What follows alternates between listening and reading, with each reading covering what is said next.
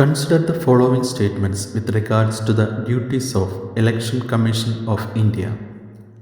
1. To prepare electoral rolls. 2. To notify the dates and schedules of elections. 3. To grant recognition to political parties. 4. To advise the President on matters relating to the disqualifications of the members of Parliament. Which of the statements given above is or are correct? ഇന്ത്യയിലെ election കമ്മീഷന്റെ ചുമതലകളുമായി ബന്ധപ്പെട്ട് താഴെ പറയുന്ന പ്രസ്താവനകൾ പരിഗണിക്കുക. 1. Voter പട്ടിക തയ്യാറാക്കുക. 2. തിരഞ്ഞെടുപ്പ് തീയതികളും ഷെഡ്യൂളുകളും പ്രഖ്യാപിക്കുക. 3. രാഷ്ട്രീയ പാർട്ടികൾക്ക് അംഗീകാരം നൽകുക. 4. പാർലമെന്റ് അംഗങ്ങളുടെ അയോഗ്യതയുമായി ബന്ധപ്പെട്ട കാര്യങ്ങളിൽ രാഷ്ട്രപതിയെ ഉപദേശിക്കുക. മുകളിൽ നൽകിയിരിക്കുന്ന പ്രസ്താവനകളിൽ ഏതാണ് ശരി?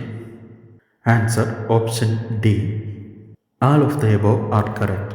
മുകളിൽ നൽകിയിരിക്കുന്ന എല്ലാ പ്രസ്താവനകളും ശരിയാണ്. Where was India's first constitution park inaugurated in 2024? 2024 ഇന്ത്യയിലെ ആദ്യത്തെ ഭരണഘടനാ പാർക്ക് ഉദ്ഘാടനം ചെയ്തത് എവിടെയാണ്? ആൻസർ പൂനെ.